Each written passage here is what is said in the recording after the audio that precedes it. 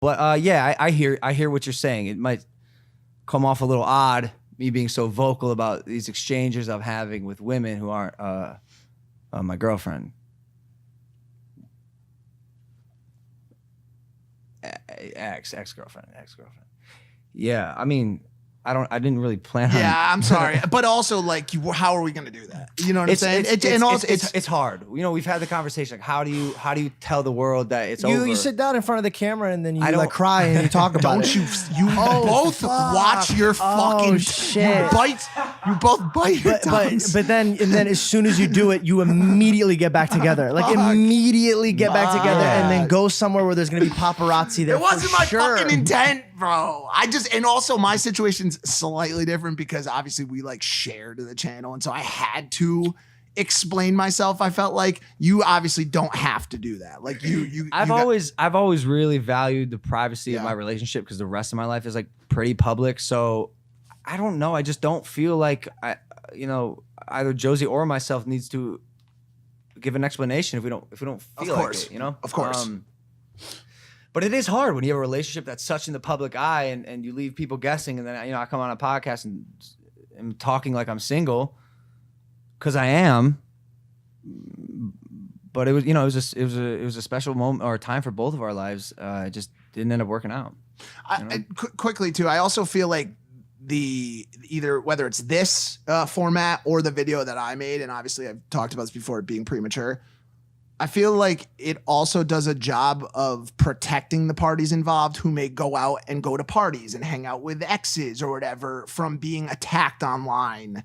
Do you understand what I'm saying? Of course. Okay, so it's either of us like are seen out with someone else just out at a party and the public thinks you're trifling. Yeah. And then you have to say like, no, that ended a while ago. And that retroactive explanation isn't super attractive.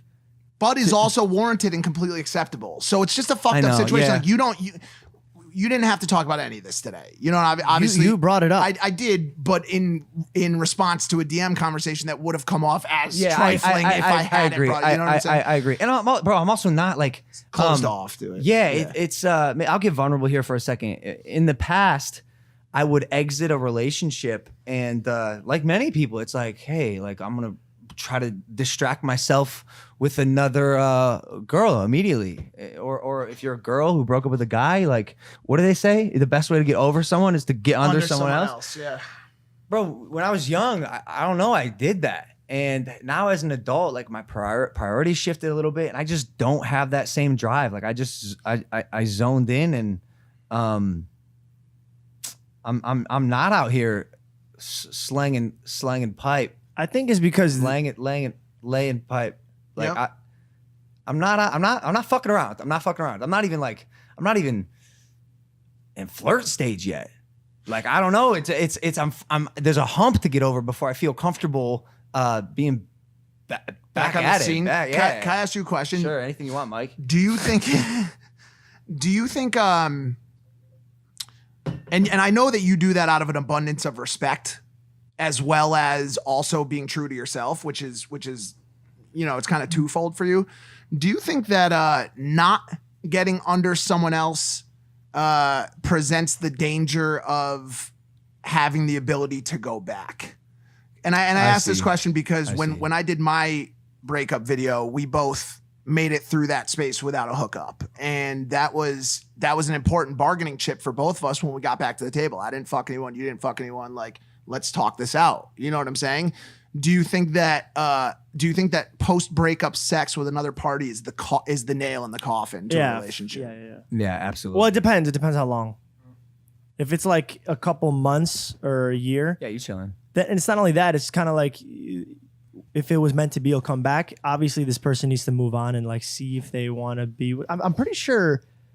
Manager Jeff's girlfriend and him broke up for a couple of years. Well, he was 5 years. Yeah, and they were meant to be together, and they kind of met back. I think that's appropriate.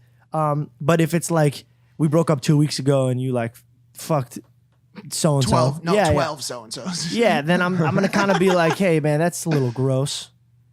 But also when we've talked about this too, amongst us, men and women are very different in how they emotionally get over a breakup. And so a lot of, I've heard from a lot of girls that the way that we have sex post breakup, girls just want the attention and the feeling of being desired by a man, especially when they are the one who's broken up with. And I'm not saying in your scenario it's any way or the other, but you know, I've talked to girls who have been broken up with by guys, and the first thing that they want to do is have a guy take them out to dinner, tell them that they're pretty, like tell them that they're worthy and deserving, because Bro, it's never easy, although sometimes it's necessary.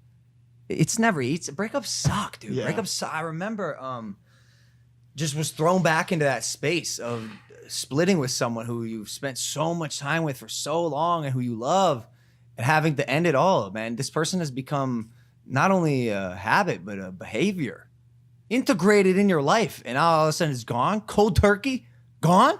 Yeah, it's